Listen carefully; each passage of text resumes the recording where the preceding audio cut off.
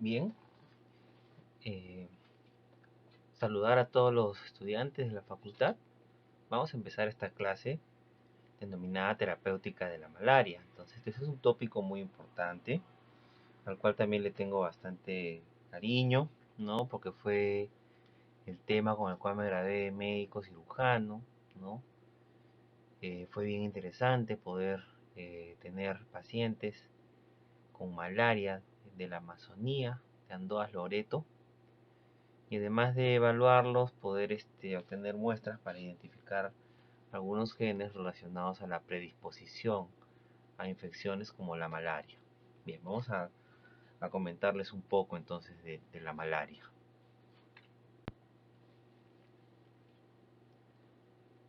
Muy bien. Eh, a propósito de estadísticas, ¿no? De alguna manera tenemos que ir viendo si estas enfermedades que vamos a tocar la terapéutica tienen relevancia en relación a cifras, ¿no? Porque definitivamente todas las enfermedades son plausibles de ser estudiadas, pero definitivamente tenemos que ir puntualizando aquellas que tienen más carga, ¿no? Tanto de mortalidad como de morbilidad en la población, ¿no? Y entre las enfermedades crónicas transmisibles están, es un grupo de enfermedades importantes, ¿no? De origen infeccioso, y entre aquellas está la malaria, pues, ¿no? Bueno, para el 2018, ¿no? Se ha estimado más o menos 228 millones de casos de malaria en todo el mundo, ¿correcto? Digamos que lo positivo de esa cifra es que hay una aparente, ¿no? Disminución de los casos, y eso radica en las intervenciones que se han venido realizando por parte de los estados, ¿no? De lejos, ¿no? La región con más carga de morbilidad y mortalidad, sobre todo por malaria, es la región del África, ¿correcto? 213 millones, ¿no? O sea, el 93%, ¿no? Bueno, luego siguen otras regiones, ¿no? Cercanas, ¿no? Al África, como el Asia Sudoriental, ¿no? 34% de los casos, y la región del Mediterráneo Oriental, el 2.1%, ¿correcto? Esto es para ver un poquito el mapa, ¿no? El heat map de la malaria a nivel del mundo, ¿correcto? Entonces, observamos acá, ¿no? A grandes rasgos, ¿no? Podemos observar las zonas calientes de malaria a nivel global, ¿no? Y bueno, aunque no lo cité previamente, ¿no? Está Sudamérica, Centroamérica y parte de Norteamérica, ¿no? Muy poca parte de Norteamérica como zona caliente para la malaria, ¿no? Y en ese sentido está incluido el Perú, la Amazonía, la Amazonía del Perú, Ecuador, Colombia, Venezuela, Brasil, ¿no? Se salvan Chile, Argentina, Uruguay. Hacia aquí veíamos África, ¿no? El suroriente, ¿no? O sea, los asiáticos y parte de la Eurasia.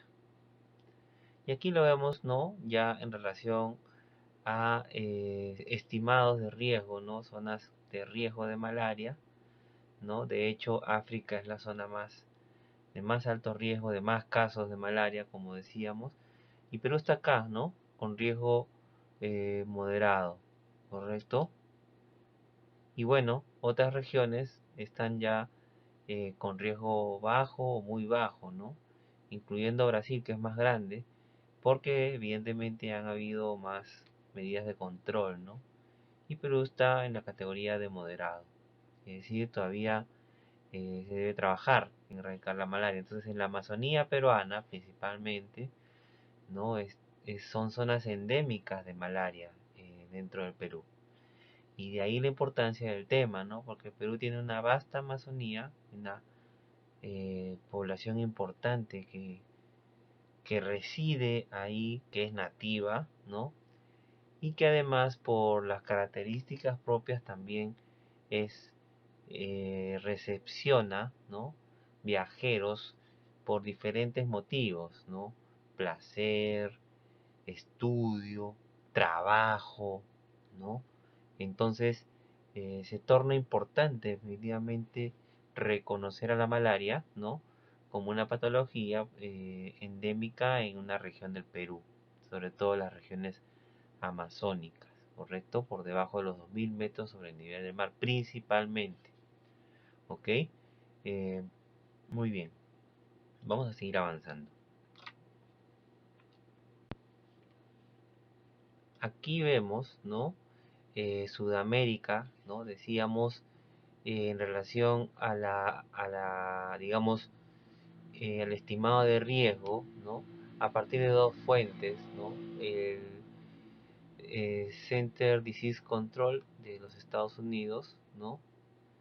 Y este es el National Health System para los viajeros, ¿no? Entonces, bueno, ambos al 2018, ¿no? Aquí yéndonos a Perú específicamente en Sudamérica, siendo que hay bastantes regiones, ¿no? Catalogadas como muy bajo riesgo, ¿no? Eh, Aquí Guayana con alto riesgo, pero vamos a Perú, ¿no? Perú aquí está catalogado, ¿no? Para el 2016 un estimado de casos de malaria de 126.000, ¿correcto? Y bueno, la población general era de 31 millones aproximadamente, ¿no? Para el Center Disease Control, el riesgo de casos estimados es bajo, pero para la fuente para viajeros es alta y baja, ¿no? Y entonces acá te lo aclaran, ¿no? Pues acá dice que existen áreas, ¿no? Digamos debajo de los 2000 metros, ¿no? Pero sobre todo que el riesgo es muy alto en Loreto, es decir, para el viajero, ¿no? Si va a ir a Loreto, ¿no? En general, Loreto es una zona de alto riesgo para malaria, ¿no? Para contraer malaria, o si eres residente, para también contraer malaria, enfermarte de malaria, pues, ¿ya? Y eso es muy importante a tomar en cuenta, ¿no? Porque aunque se presenta en la Amazonía peruana, eh, digamos que general es de riesgo bajo, ¿no? La infección por malaria, pero en Loreto es de riesgo alto. ¿Bien? Ok.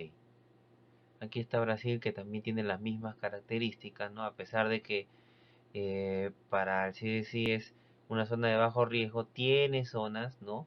Así semejante a Loreto, ¿no? Que van a ser de alto riesgo, ¿no? Entonces aquí, por ejemplo, la región del Amazonas, ¿no? Y de Amapa, ¿no? Son las regiones de alto riesgo de Brasil, por ejemplo. Lo mismo pasa con Colombia, ¿no? Inclusive con Bolivia, ¿correcto? Países que conocemos bien, y Venezuela, ¿no? Vapuleada Venezuela.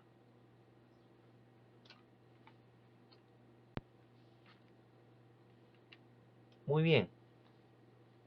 Y malaria es una enfermedad parasitaria, ¿no? Es decir, que la va a producir un parásito del género Plasmodium. Entonces, van a haber una serie de tipos de Plasmodium, ¿no? Especies. Falciparum, Vivax, Ovale, Malaria, entre otros, ¿correcto? De lejos, ¿no? En relación a África, siendo la región con más casos de malaria, el Plasmodium falciparum es el agente patogénico más frecuente para esas regiones y en general para las regiones de más alta frecuencia de malaria, como el Asia Sudoriental, Mediterráneo Oriental y el Pacífico Occidental, ¿correcto? Están las cifras más altas de Plasmodium falciparum. Esto es muy importante, ¿no? Porque una cosa es infectarse por Plasmodium falciparum que infectarse por otros tipos de Plasmodium, ¿correcto? Este es un punto gravitante, ¿ya? Que lo debemos seguir eh, reteniendo en este momento para las consideraciones siguientes, ¿sí? Eh, No es la característica para la región de Sudamérica la infección por Plasmodium falciparum, siendo que existe. Sin embargo, ¿no? El Plasmodium más frecuente en Sudamérica y en Perú es Plasmodium vivax, ¿correcto? Es el parásito más predominante en la región de las Américas, representando el 75% de los casos de malaria, ¿correcto? ¿Qué otra diferencia es importante? Uno, esto es un dato estadístico, epidemiológico, que diferencia ya el tipo de Plasmodium en relación a la región, pero también vamos a después ver la clasificación clínica de la malaria y vamos a ver que la agudeza, ¿no? La intensidad, la malignidad de la malaria o de la infección por Plasmodium va de la mano con el tipo de Plasmodium que infecta. Y en ese sentido, Plasmodium falciparum es una forma de infección más letal, más maligna, clínicamente de mayor compromiso sistémico. A diferencia de Plasmodium vivax, que es una forma de infección más benigna e inclusive asintomática. No quiere decir que no existan casos de infección severa por Plasmodium vivax. Por supuesto, ¿no? En la práctica se van a encontrar también casos, ¿no? De infecciones mixtas, ¿no? Y eso también en la línea del tiempo se ha ido concretando, ¿no? Y pues en la actualidad vemos parasitemias, ¿no? Y cuando se hacen pruebas moleculares, ya no encontramos un individuo que solo tiene Plasmodium falciparum o que solo tiene Plasmodium vivax, sino tiene ambas formas, ¿no? Y eso hace que también las formas clínicas también sean diversas, ¿no? Entonces, esto también hace que cada paciente es cada paciente, ¿no? Y es como lo debemos siempre enfocar todo esto.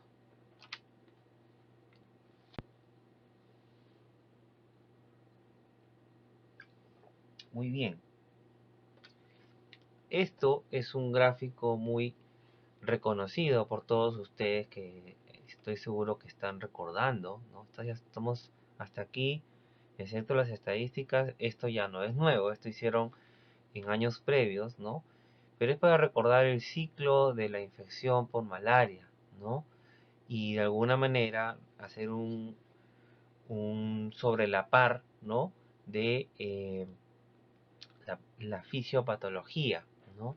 Entonces todo empieza, ¿no? Cuando un vector, correcto, un vector denominado mosquito anófeles, ¿no? Va a morder al individuo, ¿no? Va a picar, que le dice, correcto. Y bueno, al hacerlo y entrar en contacto con la sangre del sujeto, le va a depositar una forma del parásito Plasmodium que se llama esporozoito, ¿correcto? Este esporozoito, ¿no? Va a llegar primero al hígado, ¿no? Y va a invadir al hepatocito. Muy bien. Entonces, al invadir al hepatocito, tenemos un hepatocito infectado, ¿correcto? Entonces, aquí estamos viendo el hepatocito infectado. Al estar infectado y ya al estar al interior va a utilizar al hepatocito, lo va a parasitar, ¿ok? Y entonces ahí va a empezar a replicarse este esporozoito y va a pasar a una forma distinta que se llama esquizonte, ¿correcto? Por un lado, ¿no? Eh, algunos hepatocitos, ¿no? Van a evolucionar a hepatocitos deformes debido a la formación de esquizontes. Otros se van a quedar infectados, ¿no? Con un esporozoito y se van a quedar así, ¿no? En lo que le denominan un hipnozoito, ¿ya? Recuerden esto porque es muy importante. Bueno, este hepatocito deforme, ¿no? Que contiene una forma del parásito que se llama esquizonte, ¿no? Va a deformar tanto que va a destruir, ¿no? Destruir al hepatocito Y con ello, ¿no? Todas estas formas que están aquí, ¿no? Liberándose, que se llaman trofozoitos, van a salir y van a invadir el torrente sanguíneo, ¿correcto? Entonces, ya en estos estadios, ¿no? Empieza a haber respuesta inmunitaria, primero natural, ¿no? E inespecífica, y después celular y humoral específica, ¿no? Entonces, la respuesta fisiopatológica principal es la mediada por la inmunidad, que termina por gatillar, por supuesto, a las cascadas inflamatorias, ¿ya? Entonces, estos esquizontes, ¿no? Terminan por invadir eh, en el torrente sanguíneo las siguientes células que son de su predilección, ¿no? Que vendrían a ser los eritrocitos. Entonces, algunos, ¿no? Trofozoitos que han sido liberados de este esquizonte van a ingresar al eritrocito, ¿correcto? Y al interior lo van a parasitar nuevamente, ¿no? Segunda célula que van a parasitar, ¿sí? Para formar nuevos esquizontes. Y entonces en ese ciclo, ¿no? El glóbulo rojo empieza a ser deformado igualmente, ¿no? Y por supuesto, ¿no? La deformación de una célula conlleva a ser reconocida como anormal. Y eso activa la inmunidad, ¿no? Y bueno, este glóbulo rojo termina siendo destruido también por la creciente producción de esquizontes, ¿no? Y termina por romperse. Y entonces estos esquizontes, ¿no? Al igual que pasó con el hepatocito, ¿no? Invadirán nuevamente otros glóbulos rojos y así seguirá el círculo vicioso, ¿no? Si esto no se detiene, entonces tendremos glóbulos rojos disminuidos, pues, ¿no? Y bueno, aquí por ejemplo hay una particularidad, ¿no? Lo falciparum, ¿no? No escatima en formas de glóbulos rojos, ¿no? Puede infectar tanto glóbulos rojos maduros como jóvenes, ¿no? En cambio, los esquizontes de Plasmodium vivax, ¿no? Principalmente invaden reticulocitos, ¿no? Bueno, este trofozoito, ¿no? Liberado aquí del esquizonte del hepatocito, ¿no? Unos iban a los eritrocitos, pero otros, ¿no? Podrían madurar, ¿sí? Y podrían convertirse en gametocitos, ¿correcto? Este gametocito, ¿no? Observen, ¿ya? Que puede madurar en la sangre tranquilamente, ¿ya? Eh, por supuesto, ¿no? Pueden haber gametocitos, ¿no? A través de reproducción asexual, ¿no? Eh, Sexuales masculinos, femeninos, ¿no? De los diferentes tipos de Plasmodium. Y entonces en estas formas, ¿no? Viene un mosquito, pica al hombre o lo muerde, ¿no? Y al alimentarse de su sangre del hombre puede ingerir estos gametocitos. Y entonces, en el mosquito, ¿no? Estos gametocitos evolucionarán a mega gametocito, ¿no? Microgametocito, micro gametocito entero, o quinote, o ciste, ¿no? Hasta llegar nuevamente a esporozoito nuevamente para picar nuevamente un hombre e infectarlo, ¿no? Entonces aquí se da el ciclo sexual, ¿no? Del plasmodio, ¿correcto? Entonces, qué interesante la gráfica porque también te presenta los estadios de infección y los estadios de diagnóstico, ¿no? Entonces miren la D, ¿no? Prácticamente uno puede hacer diagnóstico, ¿no? En las fases eritrocitarias y principalmente es en las fases eritrocitarias. Así es, en las fases eritrocitarias principalmente esquizontes, trofozoitos, trofozoitos maduros pueden ser identificados, reconocidos, gametocitos, ¿correcto? Esto principalmente por las diferentes pruebas diagnósticas que vamos a ver en un momento. ¿Correcto? Entonces, en todo este proceso, ¿no? Les vuelvo a repetir, la fisiopatología está mediada por la inmunidad, primero natural o inespecífica, ¿no? Que implica que las células que han sido infectadas sean reconocidas como extrañas en el momento que son deformadas, ¿no? Empiezan a haber presentación de antígenos, en fin. Y también va a haber en un siguiente momento, ¿no? Ya una inmunidad humoral y celular que se activa mediada por las cascadas de la inflamación, ¿correcto? Entonces todo eso eh, va a conllevar, ¿no? A un correlato de manifestaciones clínicas, ¿correcto? Eh, que son importantes que los tengan en cuenta, ¿ya? Aquí salta a la vista, ¿no? Que si hay ruptura de hematíes, debe haber anemia, ¿no? Entonces, la anemia, ¿no? Es una manifestación clínica, ¿no? Y si eso es muy severo, pues va a generar más severidad clínica, por supuesto, ¿ya? Pero el problema es cuando se invaden más tejidos importantes como el cerebro, el vaso, el mismo hepatocito, los riñones, y entonces ya empieza a haber una falla multiorgánica y sistémica por malaria, y eso ya es una cosa severa que debe ser tratada de inmediato como una emergencia.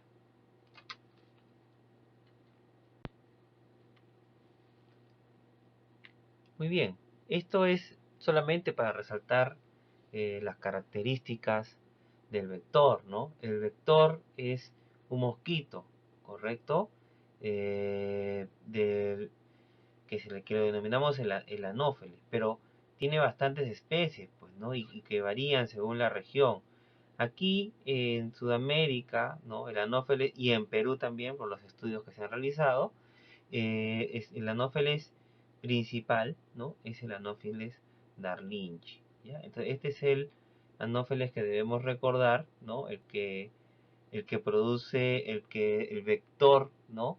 Del Plasmodium para Perú es el Anopheles darlingi, bueno, y en Sudamérica, ¿correcto? Y bueno, que hay unas características no relacionadas a la conducta, ¿no? Del anófeles que vale la pena tener en cuenta, ¿no? Entonces, miren, el anófeles darlingi, ¿no? Muerde, digamos, en tiempos indistintos, ¿no? En las diferentes regiones. No tiene una conducta de hacerlo solo en las mañanas, etcétera, ¿ya? Hay otros anófeles secundarios que son importantes también ya, pero que no lo voy a emplear ahorita pues porque la clase no es tampoco es para extendernos a toda la parasitología, ¿no? Y se supone que esto lo han visto también en parasitología, en el curso de parasitología que tenemos, ¿no? Pero sí son, sí, o sea, desde el punto de vista de la medicina sí es importante que lo vayan recordando, ¿no? Hay otros tipos de plasmo, de anófeles que también transmiten el plasmodium, pues ya, entonces, para tomar en consideración, ¿por qué? Porque como médicos, evidentemente vamos a intervenir a pacientes por un lado, ¿no? Directamente, ¿no? Directamente en la cabecera, etcétera, en el consultorio, ¿no? Pero por otra parte también vamos a tomar decisiones grandes, ¿no? Cuando estén en la dirección de una red, de una DESA, ¿no? De un ministerio, etcétera. Y entonces ahí justamente decisiones macro son medidas de intervención para la erradicación o el control de la anófeles, ¿no? Y entonces ahí es donde estos remarks que están acá son los que de alguna manera ayudan para las otras medidas, ¿no? Que son también medidas de salud pública, ¿ya? Entonces, no olviden eso, porque muchos de ustedes van a ser asistentes, ¿no? Otros van a ser gerentes, ¿no? Otros se van a dedicar a ciencia y tecnología, en fin. Entonces, cada uno va a tener su espacio. La medicina es demasiado amplia en la actualidad, ¿ya? Muy bien. Entonces, aterrizamos ahora, luego de conocer el ciclo de infección, de haber hablado un poquito la fisiopatología mediada por la inmunidad.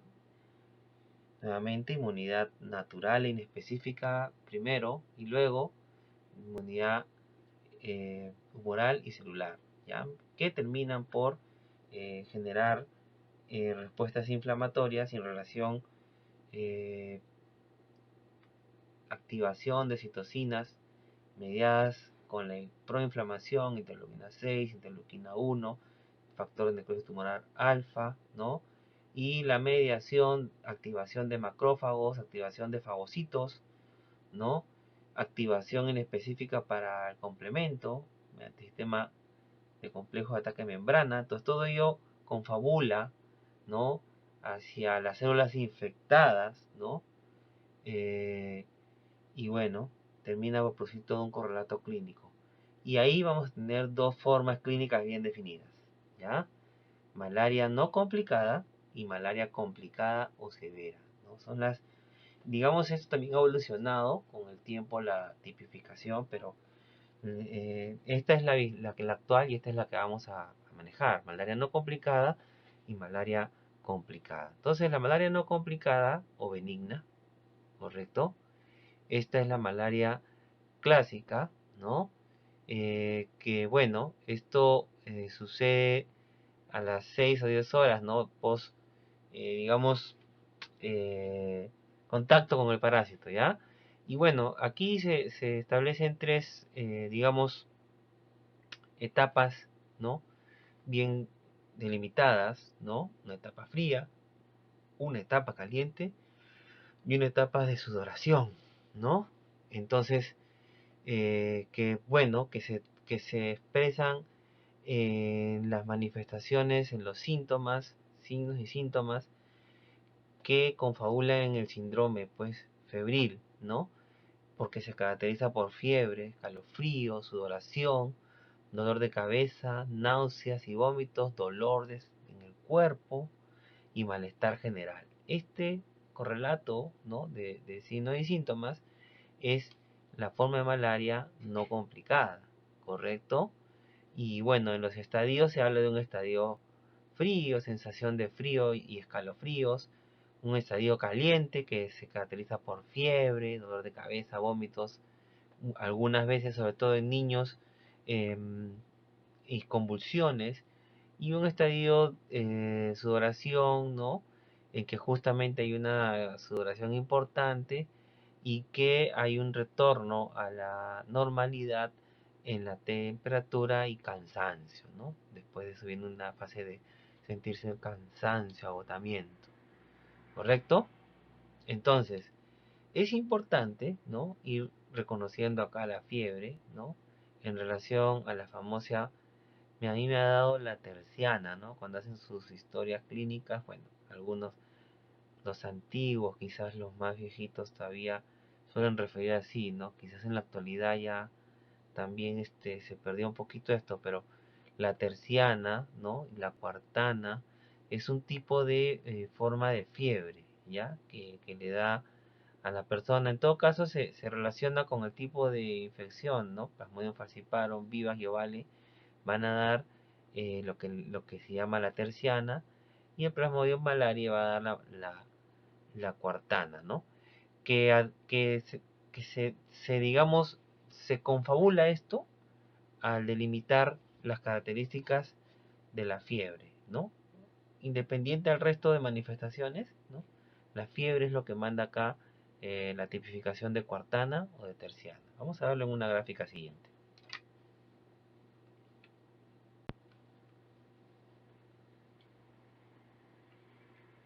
Bien, aquí un poquito para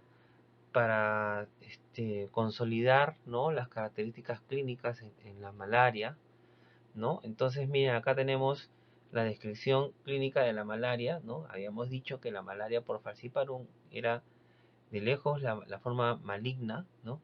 Y fíjense cómo las siguientes formas de malaria, vivas, que es la más importante en el Perú, ¿no? Es benigna, ¿no? Al igual que ovale, al igual que malaria, ¿no? Y en las formas mixtas ya es algo más impredecible, ¿no? Pero mírense, al lado de cada una de ellas también está el término terciana, terciana, terciana, ¿no? Cuartana, ¿no? Entonces, ¿qué significa, no? Entonces, miren, también nos hablan de un periodo de incubación, ¿no? Para el caso del Plastiparum, de 8 a 25 días, de vivas para 21 a 32, ovale y malaria semejantes, ¿no? Y bueno, y aquí está, ¿no? La periodicidad de los paroxismos febriles, es decir, que la terciana, ¿no? lo va a definir los paroxismos febriles. Entonces, si la fiebre viene cada 48 horas, es decir, al tercer día, entonces se denomina terciana. Entonces, por eso cada falciparum da, ¿no?, paroxismos febriles, ¿no?, cada 48 horas, igual que Vivax, igual que Ovale, ¿no? Y malaria es la que se sale, ¿no? Cada 4 días. Por eso al cuarto día viene el paroxismo febril. En cambio la mixta, la fiebre es continua, ¿no? Y los paroxismos o las crisis febriles, ¿no? Miren ustedes, ¿no? Para que vayan viendo la malignidad del falciparum, ¿no? Estas crisis pueden durar hasta 40 horas, por eso es que esto hay que controlarlo, ¿no? Porque una persona con crisis de fiebre 40 horas, pues evidentemente no le va a ir bien, ¿no? Se va a complicar muchos órganos. Para Vivax es menos tiempo, 11 o vale 11, malaria 9, ¿no? Para mixta, nuevamente, continuo, ¿no? Bien, hay otros datos ahí que pueden también tomarlos en consideración. Nada, aquí solamente es para verlo gráficamente, ahora sí, ¿no? La fiebre, ¿no? La crisis, pasan 2 días, el tercer día nuevamente fiebre, 2 días, tercer día fiebre, la terciana, pues. ¿Correcto? Terciana benigna o simple, ¿no? Plasmodium viva, ¿no? Plasmodium falciparum, ¿no? 2 días, la terciana, ¿no? Pero esa crisis dura más tiempo, ¿no? ¿Correcto? Y la forma de Plasmodium malaria, la cuartana, ¿correcto? Por eso es que no todo síndrome febril pues va a ser malaria, no menos en la Amazonía, ¿no? Ahí los diagnósticos diferenciales inmediatos, pues leptospirosis, dengue, chikungunya, ¿no? Entre otras enfermedades infecciosas, ¿no? De ahí que hay que tomar la fiebre y hay que medirla constantemente, ¿no? Para ir clínicamente limitando estos patrones, ¿no? A la par, por supuesto que se va viendo la parte de laboratorio para tener diagnóstico de certeza, ¿no? Pero es ahí el detalle, ¿no? ¿Cuánto acceso a diagnóstico de laboratorio vamos a tener, ¿no? Entonces, para valorar la clínica, por eso, ¿no? Entonces, valoren siempre su parte clínica porque no siempre van a tener toda la tecnología al lado, ¿ya?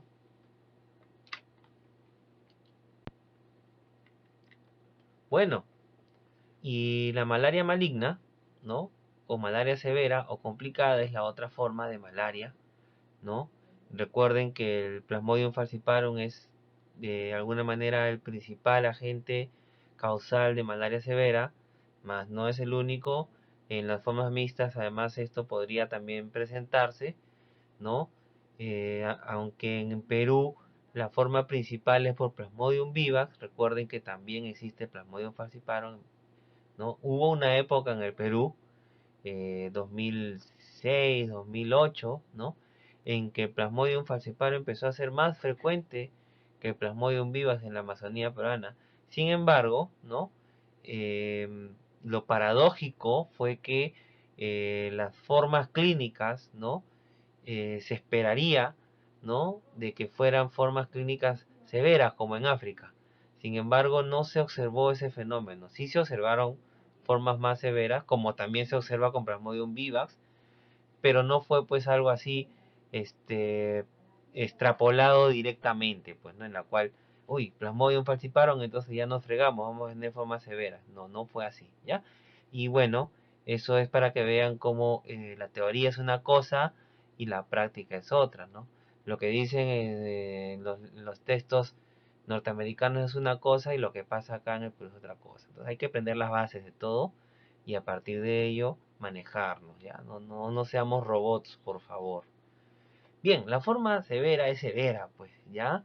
Y ocurre, pues, con complicaciones serias de disfunción de varios órganos, producto de las anormalidades que se va a presentar por la malaria, ¿no? Tanto disfunciones metabólicas, disfunciones sanguíneas, disfunción cerebral, ¿no? Y ahí que se habla de malaria cerebral, ¿no? Cuando se habla de malaria severa, porque pues el plasmodium va a afectar al cerebro, ¿no? Y va a haber manifestaciones propias de la afectación del cerebro, ¿no? En la conducta, en el estado de conciencia, puede llegar hasta el coma, ¿no? La anemia evidentemente se agudiza, ¿no? Por la hemólisis, y eso hace pues evidentemente que la persona entre en hipoxia y una serie de otras alteraciones que descompensan al corazón, ¿no? Y producto de la hemólisis empieza a haber hemoglobinuria, y esto también hace que haya más hemólisis, y esto también genera disfunción renal, por ejemplo. El respiratorio se afecta con un síndrome de distrés respiratorio producto de la respuesta inflamatoria, ¿no? Esto podría ser semejante a este, la tormenta de citocinas en el momento actual de la pandemia por coronavirus, ¿no? También malaria en sus formas severas puede producir eso, y puede producir síndrome de distrés respiratorio como coronavirus, ¿no? Y bueno, entonces esto va a generar eh, problemas en la oxigenación, ¿no? Y entonces agrava, ¿no? El problema en la persona, ¿sí? Se altera la coagulación sanguínea, ¿no? La presión eh, disminuye al punto de que puede llevar a la persona al colapso cardiovascular, puede haber injuria eh, renal, ¿no? Y bueno, se considera que hay hiperparasitemia en estos casos, y el punto de corte para hablar de hiperparasitemia es el 5%, ¿no? De la infectación de los glóbulos rojos, ¿ya? 5% o más de 50.000, ¿ya? Acidosis metabólica es otro de las complicaciones asociadas con hipoglicemia, producto también de la afectación hepática y eritrocitaria, ¿no? Y bueno, la hipoglicemia es algo que debe tomarse en cuenta, ¿no? Porque puede ocurrir además en gestantes con malaria no complicada. Entonces esto podría ser un predictor para la complicación de la malaria en la gestante, ¿ya? O después de tratarse con tranquinina, por ejemplo. Vamos a hablar en un momento, ¿ya? Y bueno, la malaria severa, ¿no? Por todo este relato que estamos viendo, es una emergencia médica, ¿ya? Y debe ser abordada directamente, y vamos a ver qué fármacos o cuál es la farmacoterapia, ¿no? Empleada para esta situación clínica.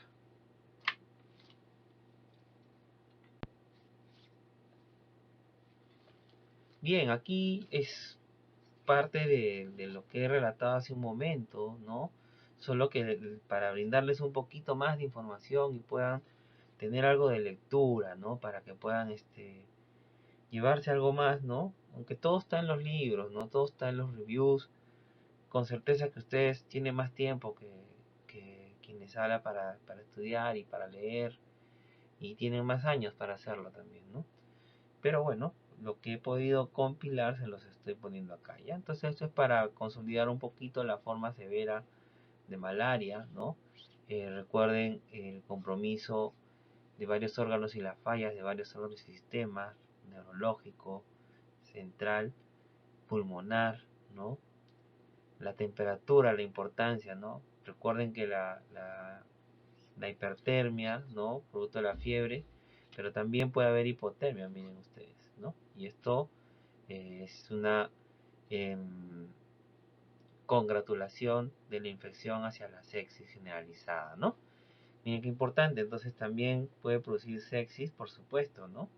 Malaria puede producir sepsis, por supuesto, ¿no? Criterios de sepsis.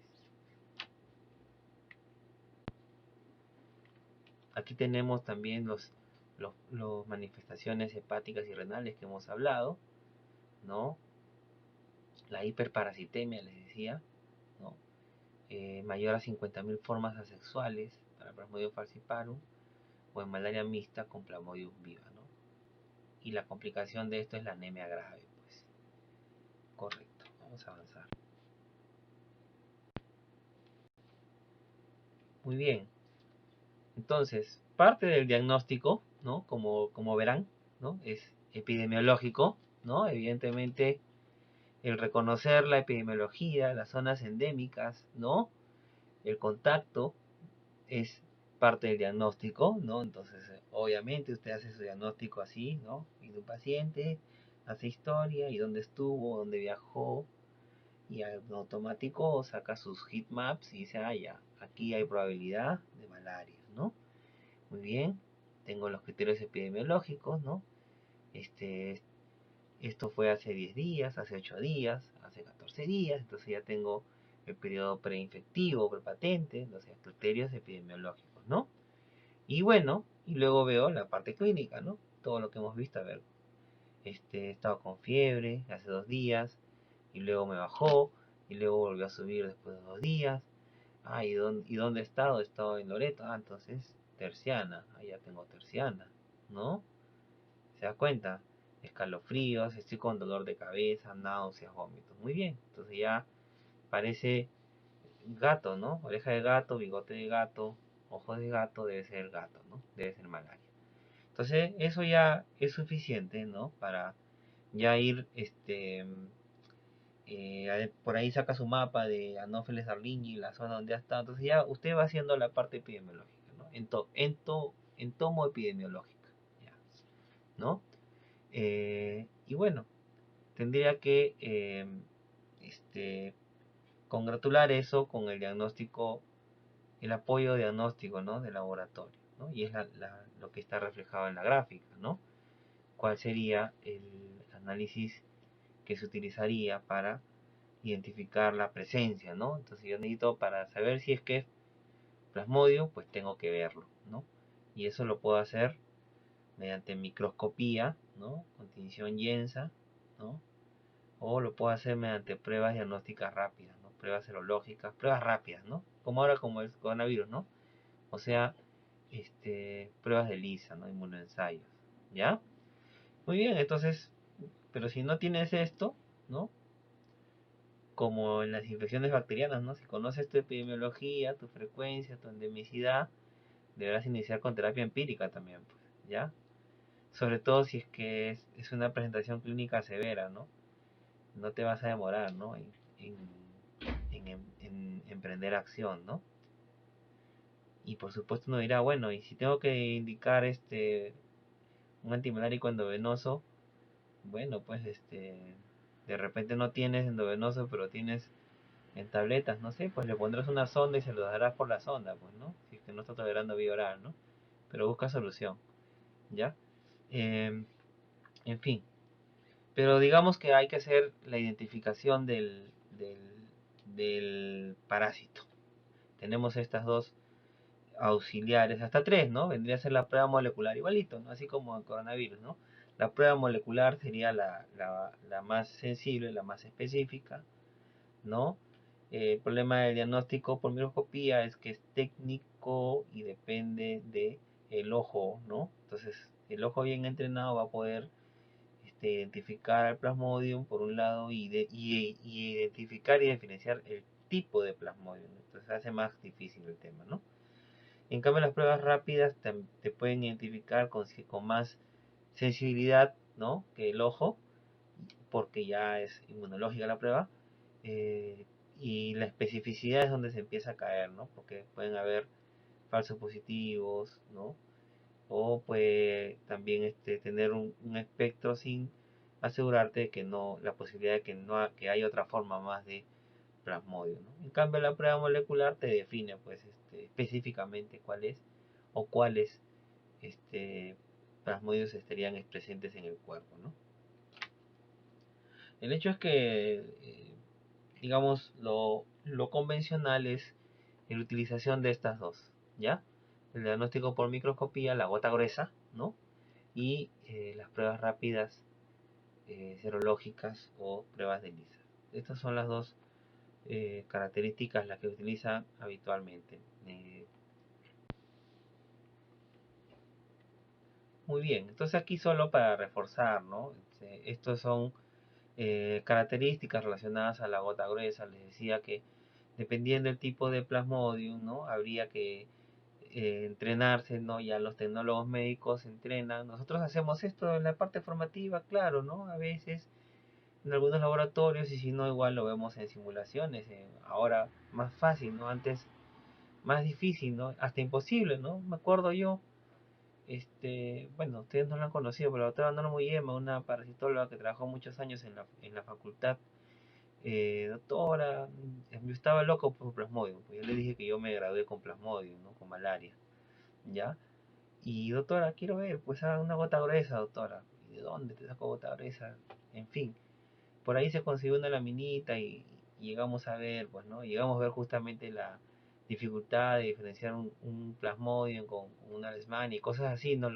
Los, la posible confusión, entonces ahí la parte con la epidemiología se puede ir diferenciando, ¿no? Pero dependía mucho del entrenamiento, pues, ¿no? Entonces, bueno, pude hacerlo, pero no fue algo que se hizo, pues, de rutina en la parte formativa, ¿no? Solamente podía ver los atlas de algunos libros, ¿no? En cambio ahora tienes microscopios virtuales que te permiten ver todo esto, ¿no?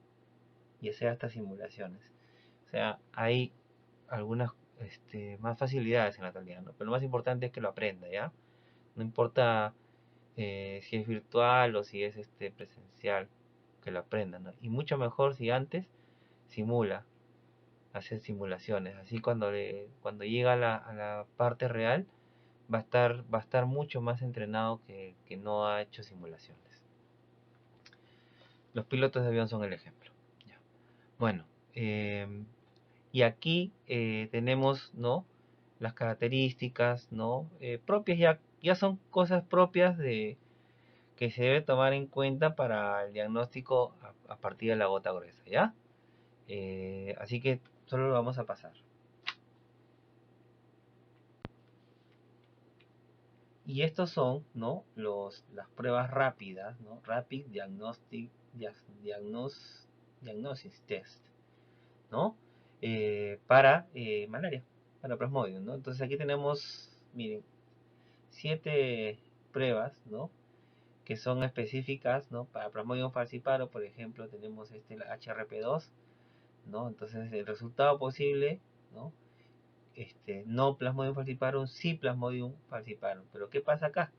¿No? Que indica que está presente, ¿no? Pero pueden haber otras especies presentes en coinfección. Entonces, ok, ¿no? Si yo estoy en una zona endémica de Plasmodium falciparum, bueno, esto es de cabeza, lo primero que tengo que buscar es Plasmodium falciparum, pues, ¿no?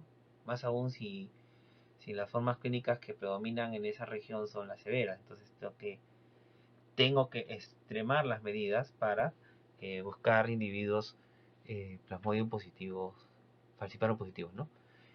Por supuesto, ¿no? Tiene limitaciones, ¿no? Y así se va a ir este, delimitando ello en esta tabla, ¿ya? Para que la tengan en consideración, ¿no?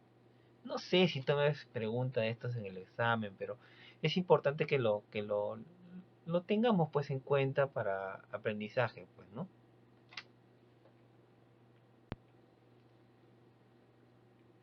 Muy bien, y llegamos, ¿no? Ya a la parte de la intervención propiamente en la persona infectada, ¿no? Y vamos a hacer un recorrido del ciclo nuevamente, pero ahora abordando la farmacoterapia, ¿ya? Y bueno, ¿no? Entonces recordemos, ¿no? El mosquito pica, ¿no? Y deposita sus esporozoitos. Estos migran primero al hígado, ¿no? Y infectan hepatocitos, ¿no? Estos hepatocitos al interior, el esporozoito, ¿no? Va a formarse esquizontes, ¿no? Y entonces va a empezar a deformar al hepatocito. Utiliza la maquinaria del hepatocito. Otros hepatocitos se quedan con un esporozoito en forma latente, y eso es lo que le dicen el hipnozoito. Muy importante, ¿no? Porque este señor que está acá puede, como que dice, reactivarse, y cuando ya has controlado todo, de pronto vuelve, ¿no? Las manifestaciones clínicas sugestiva de que continúa la malaria, ¿no? Bueno, habíamos dicho, ¿no? Que aquí, de este paso de la infección, ¿no? Del hepatocito con un esporozoito hacia un hepatocito con ya formas esquizontes, ¿no? Y al interior medozoitos. Aquí, ¿no? Ya tenemos un primer medicamento para las formas exoeritrocitarias, es decir, que actúan fuera del eritrocito. aquí está la primaquina. Recordemos el primer fármaco, la primera estrategia entonces, ¿no? La primera estrategia entonces, ¿no? Entonces, recuerden, estrategia, ¿no? Según el momento en que estemos sospechando en que estamos, ¿no? Entonces acá está, yo necesito evitar, ¿no? Que pase de aquí hacia acá, si es posible matar a este hipnozoito. Y aquí está primaquina, ¿correcto? Primaquina, recuérdenla, ¿ya? Bueno, estos esporozoitos, ¿no? Como les decía, estos esquizontes destruyen al hepatocito liberando a sus merozoitos, ¿sí? Estos merozoitos van al torrente y empiezan a infectar a las células predilectas, que son los eritrocitos, ¿no? Como ya sabemos, algunos merozoitos podrán madurar en el torrente sanguíneo y convertirse en gametocitos. Pero miren acá, ¿no? Cuando se invade un eritrocito, ¿no? Con un merozoito, este se convierte en trofozoito, ¿no? Y va a madurar utilizando la maquinaria del eritrocito a esquizonte, ¿no? Y bueno, estos esquizontes crecerán y formarán merozoitos que terminarán por destruir el glóbulo rojo y estos se liberarán al torrente y volverán a infectar glóbulos rojos. Otros madurarán en gametocitos. Aquí, en este paso, ¿no? De trofozoito a esquizonte, en el eritrocito, ¿no? Están los medicamentos eficaces contra la forma eritrocítica, ¿correcto? Y aquí tenemos, ¿no? A la artemisina y sus derivados, a la atovaquona y proguanilo, a la cloroquina, a la quinina, la mefloquina y la pirimetamina. ¿Correcto? Entonces, miren, acá tenemos, aquí está así, de forma individual, ojo. Aquí la importancia de esta primera fase de la farmacoterapia radica en reconocer, ¿no? Las estrategias, ¿no? Entonces, yo tengo una estrategia extraeritrocitaria y una estrategia eritrocitaria. ¿Qué pasa aquí? ¿No? Que si esto se agudiza, ¿no? Las complicaciones son mayores, ¿no? Entonces es importante intervenir las formas eritrocitarias, por supuesto, para evitar que de ser una malaria no complicada pase a malaria complicada. Y si es complicada, intervenir de todas maneras, ¿no? Entonces ahí tenemos estos medicamentos que están acá, ¿correcto? Miren ustedes acá, los gametocitos, ¿no? Necesitan, ¿no? Pasar al mosquito, ¿correcto? Y en el mosquito ya sabemos que continúa su ciclo. Bueno, aquí tenemos un medicamento contra los gametocitos o gametocida. ¿Cuál es? Primaquina. Entonces, miren la estrategia, ¿no? Entonces pensemos la situación problema, ¿no? Pensemos la situación problema para ver cuándo es pertinente primaquina, cuándo es pertinente artemisina o artesunato, cloroquina, quinina, mefloquina, pirimetamina. ¿Ya? Pero en esta gráfica, ¿no? Hemos identificado la farmacoterapia. Esta es la farmacoterapia de la malaria, no hay otra cosa, ¿ya? Lo siguiente que viene ya son los esquemas, ¿ya? Y esa es una parte más memorística, más de práctica, pero la estrategia sale de aquí, ¿ya? ¿Para qué utilizamos primaquina? Para formas exoeritrocitarias. Entonces buscamos cortar, ¿no? El ciclo, ¿no? De el esquizonte, ¿no? Del hipnozoito hacia el esquizonte, del esquizonte a merozoitos, ¿no? Primaquina actúa en las formas celulares, hepáticas, pero también actúa en los gametocitos. Se habla de que tiene un efecto también en las formas eritrocitarias, pero como es tan pobre, por eso es que no se grafica acá. Pero cuando ustedes lean, seguramente encontrarán, pero primaquina también, ¿no? Mejor me adelanto, porque después me van a estar preguntando, ay, doctor, estás equivocado. No, sino que hay cosas que decimos principalmente, ¿no? La mejor opción, cuál es la opción más importante, etcétera, ¿no? Y eso es en base al perfil, pues obviamente. ¿Ya? Muy bien.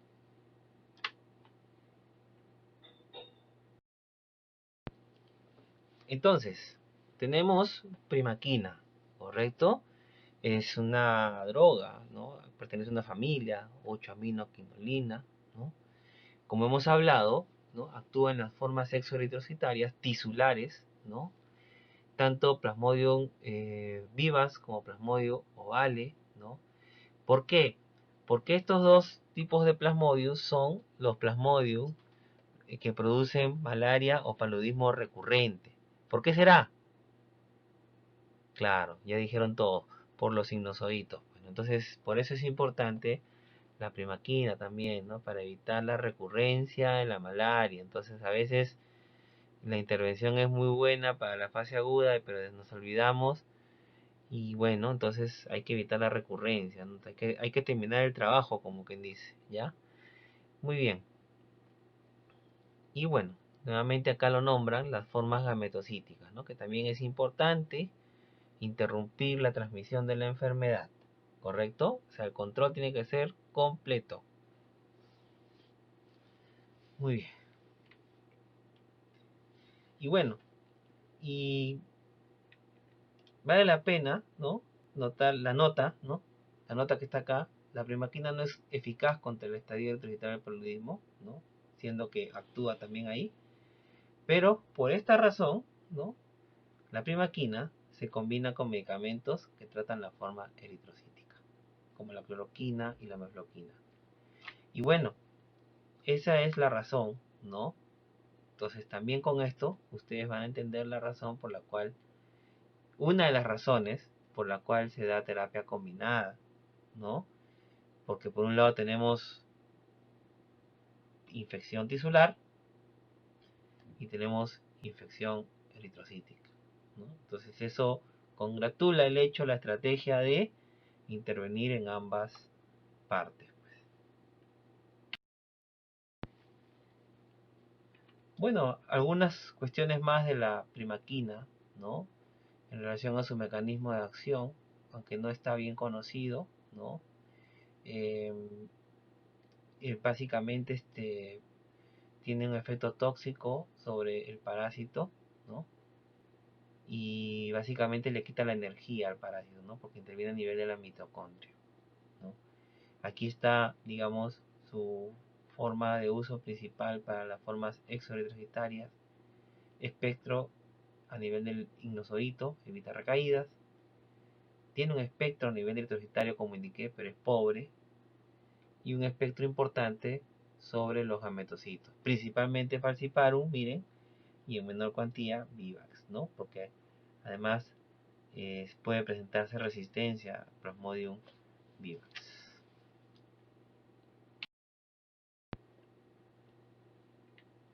Algunos aspectos, ¿no? Creo que quizás no debería hablar mucho de esto porque esto es farmacología, pero en la farmacocinética de pronto el aspecto más relevante, ¿no? O uno de los aspectos importantes es el del metabolismo, ¿no? Primaquina pues sufre el efecto de primer paso hepático por estas enzimas 3A4 y 2D6 y esto es importante por las potenciales interacciones que pueden de primaquina con otras drogas, por lo tanto, ¿ya? Pero por otra parte la absorción por la vía oral es muy buena y eso hace que también sea un fármaco elegible para uso por vía oral, ¿ya? Este es el principal metabolito, producto del metabolismo del fármaco, ¿ya?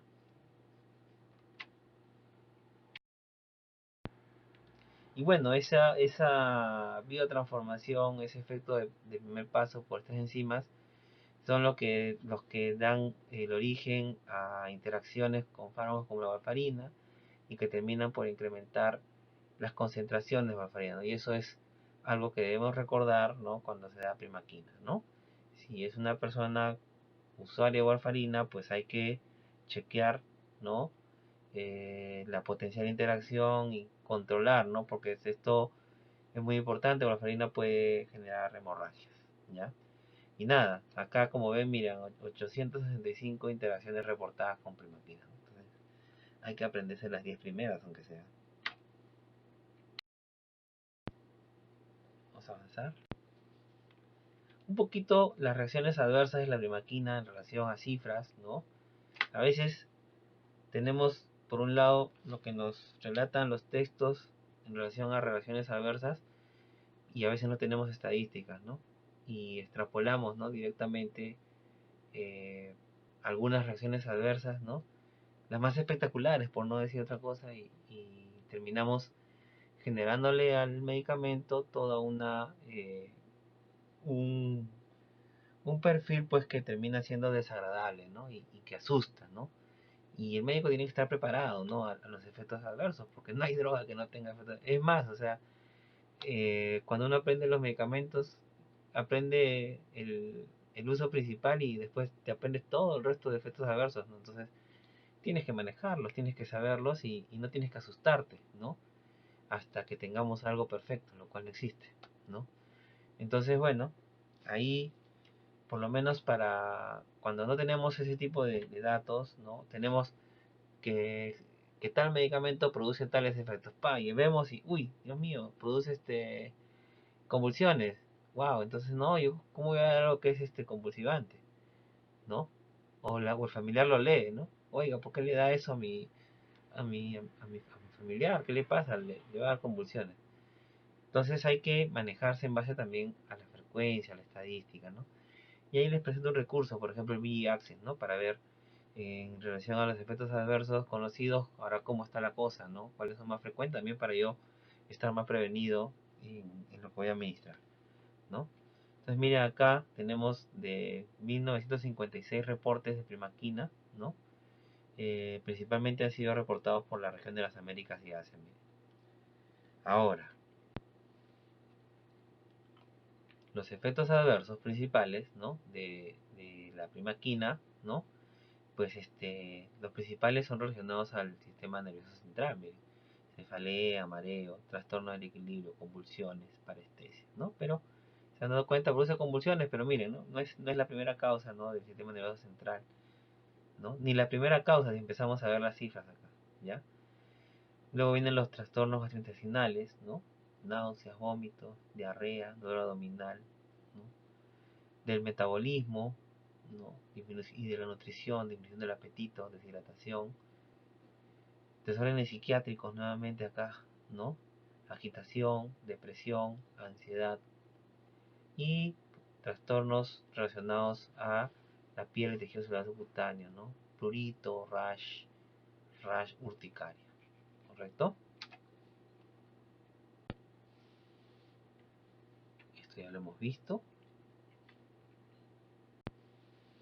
Y aquí tenemos, ¿no? Para hablar un poquito de otro de los medicamentos utilizados con frecuencia, ¿no? La cloroquina. Este es un medicamento bastante... es un medicamento básico, ¿no? Que por lo tanto eso le permite llegar a bastantes lugares, ¿no? Y atravesar las membranas. Y producto de eso ingresa al glóbulo rojo, ¿no? Al eritrocito, ¿no? Va a protonar, ¿no?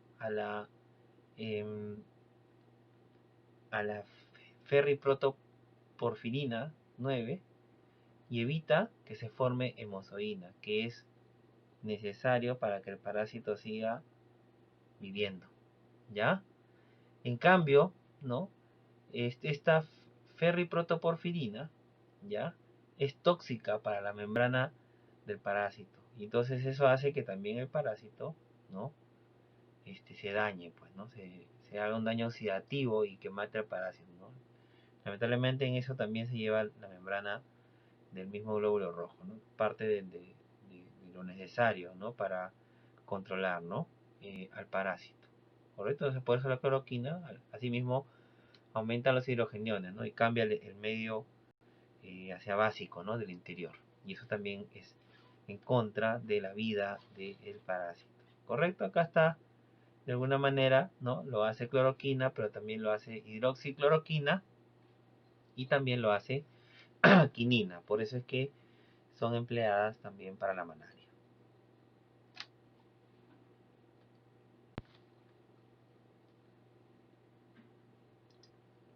Cloroquina, ¿no?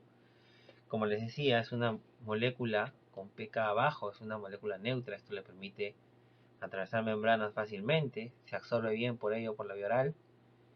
Sin embargo, tiene una biotransformación hepática y, producto de ello, presencia de metabolitos activos Este es un dato importante, la amplia distribución en los tejidos, 100 litros por kilogramos, y sobre todo que los tejidos le sirven de depósito a la cloroquina. Entonces esto es un dato importante, ¿no? Porque pueden haber,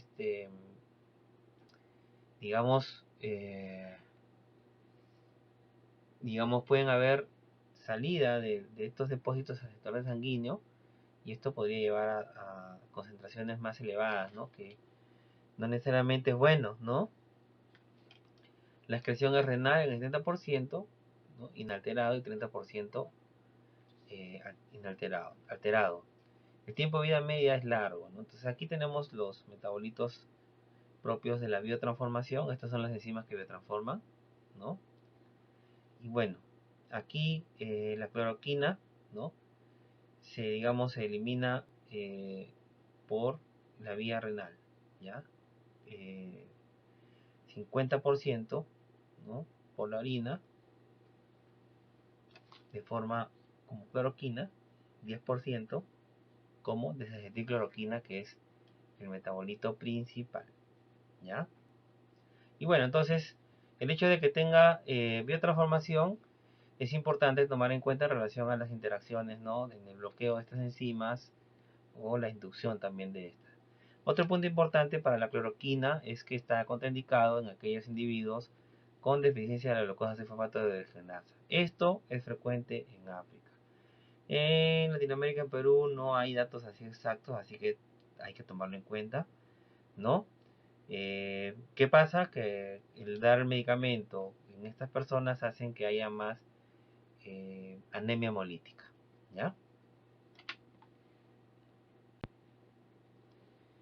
Estas vendrían a ser las reacciones adversas más importantes, acorde a la estadística de reacciones adversas del VG-Axis de la OMS, ¿no? Y miren ustedes acá, a la cabeza están las reacciones en la piel y tejidos del vaso cutáneo, luego siguen las gastrointestinales, del sistema nervioso central, en el ojo, ¿no? Puede producir ceguera, desórdenes psiquiátricos, y en sexto lugar está esta de acá, que es bien importante, bien sonada, ¿no? Que son los desórdenes cardíacos, y entre las más importantes, producto de su efecto sobre la prolongación del QT, la taquicardia ventricular polimórfica o torsades de Poynting, ¿no?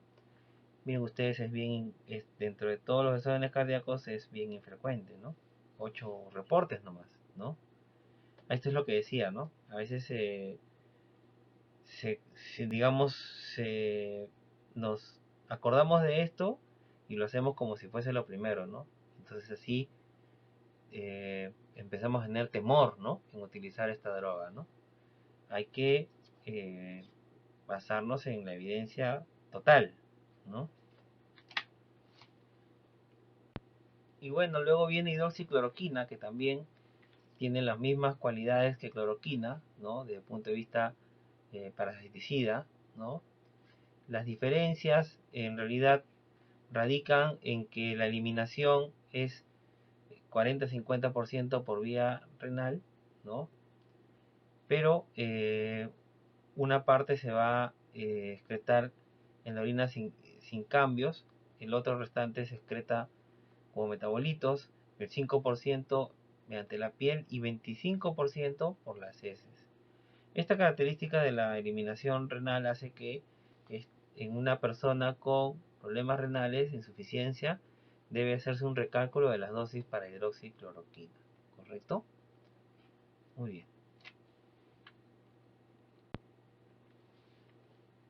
Y bueno, hidroxicloroquina salió posterior a cloroquina, ¿no?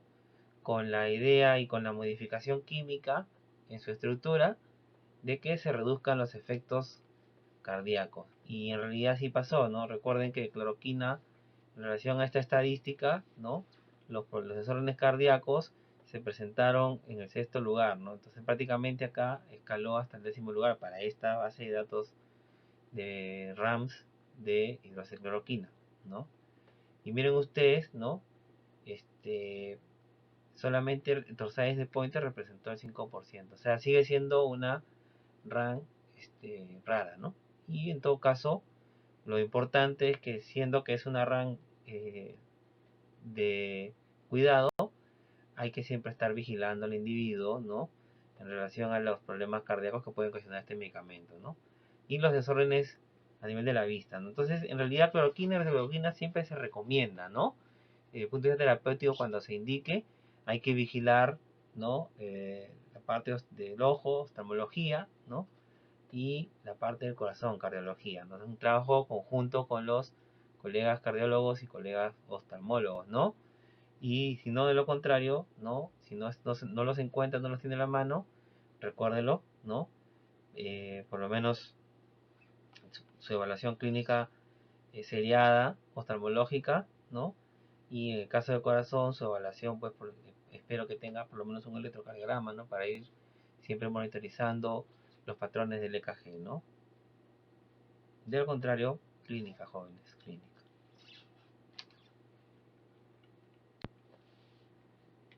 Muy bien, aquí lo que vamos a ver, ¿no? Es un fenómeno que está presente en los antimaláricos, en la farmacoterapia, que es la resistencia, ¿ya? Y bueno, de ahí que la parte del laboratorio, que el diagnóstico, ¿no? Muchas veces en el diagnóstico tal también, ¿no?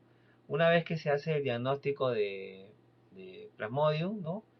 De inmediato bueno, según el acceso que se tenga, se busca el diagnóstico de resistencia, ¿no? A los antimaláricos, porque ya hay marcadores de resistencia identificados, ¿no? Que tienen que ser identificados mediante pruebas moleculares, evidentemente, ahí sí no hay otra, ¿no? Pero acá tenemos, ¿no? Para derivados de artemisina, para la mefloquina, tenemos por ejemplo, para Plasmodium falciparum, tenemos a este MDR1, ¿no? Que significa Multidrug Resistant 1 de Plasmodium falciparum, ¿no? Tenemos para cloroquina, esta es una bomba, ¿no? Esta es una bomba que está presente en la membrana de la vacuola, dentro del eritrocito, ¿no? Este es el Plasmodium, ¿no? Que está dentro del eritrocito, ¿no? Entonces la vacuola del Plasmodium, esta bomba, ¿no? Retira artesunato de mefloquina, ¿no? Para que evite, pues, ¿no? Evite que estas drogas eviten la utilización de la hemoglobina, eh, bloqueen la utilización de la hemoglobina por el parásito, ¿no? Entonces la retiran, ¿no?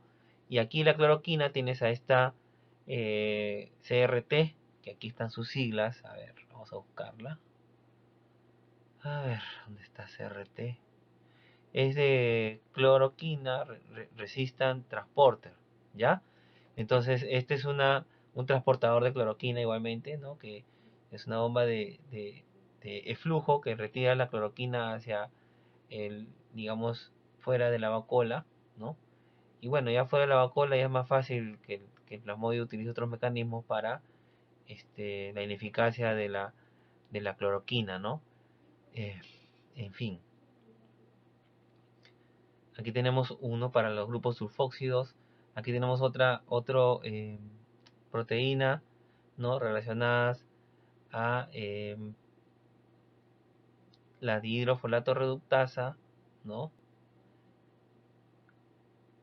Y al proguanilo, ¿no? Y bueno, aquí está la atobacona, ¿no? Que actúa a nivel de la mitocondria. Y aquí tenemos una proteína también, ¿no? Que al mutar, ¿no? En su genoma genera resistencia para que la atobacona ingrese, pues, ¿no? Esta es el CITB, correcto, que significa, a ver, vamos a buscarlo acá, no me acuerdo el nombre, CITB, citocromo BC1, ¿no?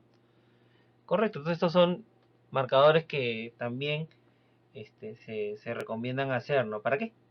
Para tomar la decisión de qué medicamento debe tomar la persona, ¿no? Y si se dan cuenta, ¿no? Principalmente son de Plasmodium falciparum, ¿no? Porque es donde se ha estudiado más y evidentemente, pues, ¿no? Porque se debe extremar, ¿no? El tratamiento de Plasmodium falciparum considerando que las formas clínicas son más severas y letales, ¿no?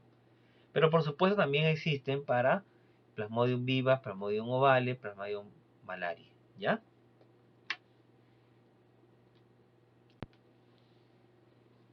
El problema es que no se puede testar estos marcadores genéticos en todos los pacientes, ¿no? Eso sería lo ideal, ¿no? Lo ideal sería tener nuestro paciente, nuestro diagnóstico molecular y nuestro diagnóstico molecular de resistencia, ¿no? Y a partir de eso elegir el medicamento, ¿no? Ese sería el ideal, pero eso no pasa en la vida real, ¿no? En estudios, pacientes que ingresan a estudios quizás pueden tener ese tipo de intervenciones muchas veces, pero sí es algo que explica muchas veces por qué el tratamiento no es el más eficiente, y eso tiene que hacer reflexionar a los médicos que están tratando a los pacientes con malaria, ¿no? Para hacer cambios rápido y rescatar al paciente, pues, ¿no?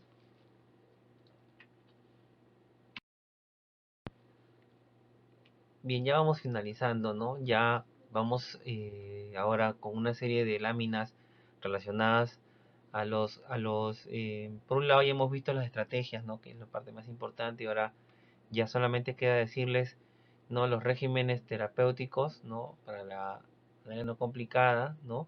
Evidentemente, los medicamentos, ¿no? Bajo las estrategias descritas y en presentaciones por vía oral son las que van a ser la elección, ¿no? Como lo que estamos viendo acá, cloroquina, mefloquina, primaquina, quinina, en presentaciones orales van a permitir manejar, ¿no? A la malaria no complicada, ¿no? Y es importante, ¿no? Que tengamos la posibilidad de la vía oral para la malaria no complicada.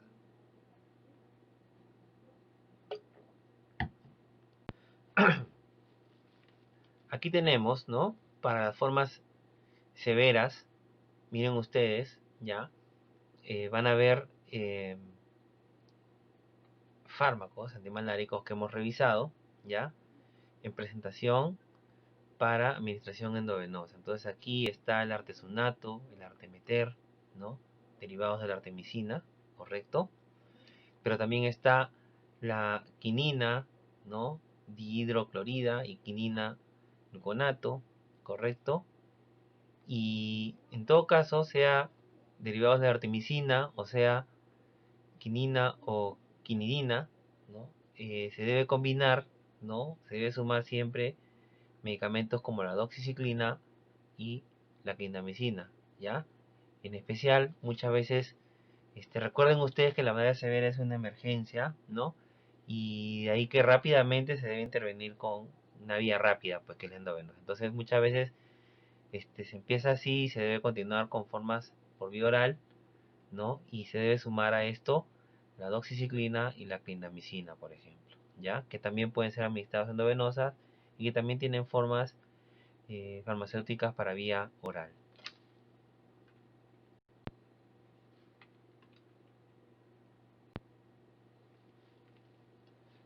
Aquí tenemos, ¿no? Otras regímenes, ¿no? Superada la fase aguda, ¿no? Superada la vía endovenosa, pasando a la vía oral, tenemos siguientes combinaciones como artemeter, lumefantrine, ¿no? Entonces tenemos formulaciones para vía oral acá, ¿no? Esta es la terapia combinada con artemisina, ¿no? En especial para Plasmodium falciparum, ¿no? Artesunato amodiaquina, dihidroartemisina piperaquina y artesunato mefloquina, ¿correcto? Recuerden que las formas severas, ¿no? Principalmente se producen por Plasmodium falciparum, ¿correcto? Aquí tenemos, ¿no? Otras alternativas de régimen de terapia combinada con artemisina, ¿no? Entonces tenemos artesunato por vía oral, combinado con doxiciclina por vía oral o con clindamicina, también por vía oral. Tenemos quinina sulfato, también tenemos por vía oral, doxiciclina combinado y con clindamicina. Tenemos atovaquona y probanil en tabletas y mefloquina. Y si se dan cuenta, ¿no? Hay régimen para adultos y régimen para niños, ¿no? Varía, no es lo mismo, ¿ya? Y aquí sí podría venir alguna pregunta, ¿no? Yo no soy mucho de la política de memorizar esto porque esto se aprende prescribiendo todos los días, ¿no? y ahí se te graba la dosis y todo eso, ¿no? Creo que, pero las bases son los más importantes, ¿no? Así que, bueno, para ponerles algún nivel de ciencia más, seguramente les preguntaré alguna dosis de todas maneras.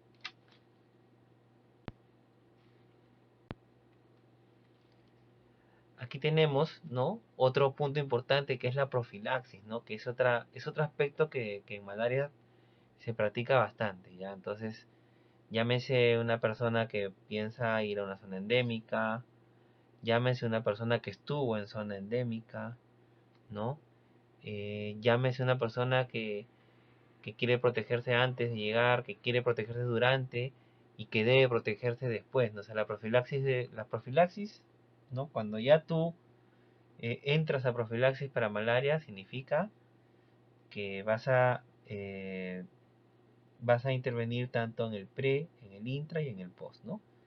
Por supuesto, también puede profilaxis solo post, ¿no? En relación a que fuiste, no te protegiste previamente y bueno, regresas del viaje y prefieres empezar un tratamiento de profilaxis porque estuviste en una zona de contacto, ¿no?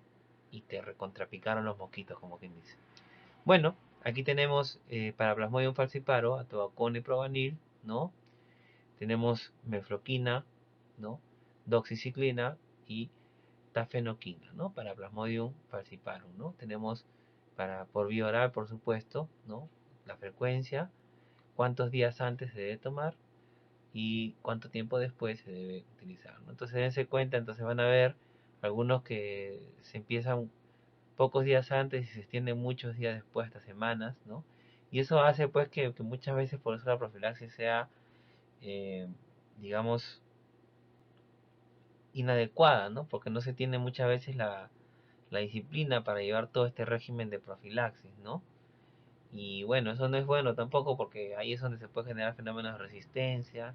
Y por otro lado, tomar tantos días un medicamento de todas maneras va a tener reacciones adversas, ¿no? Y la persona a la primera nomás, ¿no? Deja de utilizarlo, ¿no? Y se confía, ¿no? Dice, ah, ya para qué, ya regresé, no ha pasado nada, ¿no? Entonces en realidad, ¿no? Le van a consultar, ¿no? Y cuando tome la decisión, pues asegúrese, ¿no? De que cumpla el régimen de tomar antes, durante y después de haber regresado a la zona endémica, ¿ya? Porque todo está en relación al ciclo, pues, de infectividad, ¿ya? Áreas con sensibilidad a cloroquina por Plasmodium falciparum, entonces se tiene cloroquina, oral, hidroxicloroquina, atobacona, eplovanil, mefloquina, doxiciclina y tafenoquina, ¿ya? Igualmente están las frecuencias, cuánto tiempo antes y hasta cuánto tiempo después descontinuar, ¿ya? Tomen en cuenta este uso en la gestante, por favor, ¿ya? Aquí tenemos, ¿no? La profilaxis para zonas o áreas con Plasmodium vivas, por ejemplo, Perú, ¿ya? Entonces, si usted va a ir a Loreto, por ejemplo, ¿no? Entonces, si quiere hacer profilaxis, entonces acá puede empezar con primaquina. Ahí está primaquina, ¿no? Entonces debe tomarla 2 tabletas, ¿no? Una vez al día, iniciar 1 o 2 días antes, ¿no? Y descontinuar hasta 7 días después de la exposición. O sea, después de que llegas a tu viaje, 7 días más, ¿ya? Entonces miren ustedes, ¿no? Si comparamos con doxiciclina, ¿no? Miren, 1 o 2 días antes y tienes que tomarlo hasta 4 semanas, un mes después de la exposición, ¿no? Entonces eso también hace la diferencia en elegir, ¿no? Yo les soy sincero, ¿no? En mis viajes a la Amazonía, yo lo hice con doxiciclina, ¿no? Porque primaquina no había y era caro, ¿ya? Ahora es parte del programa, ¿ya? Ahí está cloroquina también, está hidroxicloroquina, tobacona, probanil y tafenoquina, ¿ya? Luego, evidentemente, ¿no? Ante la presunción de recurrencia, ¿no? Antirrecurrencia o antirrecurrencia, terapia antirrecurrencia para Plasmodium viva y Plasmodium vale. Ahí está la primaquina a la cabeza, ¿no? Ya hemos hablado de los sinusoidos y la tafenoquina, ¿ya? Entonces, por favor, tomen en cuenta estos detalles, ¿ya? Simplemente acá les voy a dejar más información, ya de otras fuentes, ¿no? En relación a profilaxis para que eh, se lleven algo, como les digo, ¿no? Igual ustedes pueden leer mucho más, mucho, mucho más, ¿ya? Pero por lo menos con esto deben tener un material compilado que creo que les va a ayudar, ¿ya? Igualmente Primaquina, ¿no? Para Primaquina, algo más de información. Recuerden Primaquina, Vivax, ¿no? Artemisina y derivados, Falciparum, ¿no? Atovaquone y Proganil sirve para ambas, Falciparum y Vivax, ¿no? Aquí tenemos doxiciclina, ¿no? Doxiciclina, ¿no? También para ambos casos sirve la profilaxis, ¿no? Y nada, jóvenes, estas son las referencias que hemos utilizado para hacer esta clase, ¿no? Estos libros de textos básicos para la parte de farmacoterapia, por supuesto, ¿no? El resto ha sido cogiendo guías, información de reviews para poder conversarles. Libros de parasitología también han sido importantes. Algunos recursos electrónicos que considero les van a servir para su autoaprendizaje. Muy bien, jóvenes, muchas gracias por su atención y que todo vaya muy bien.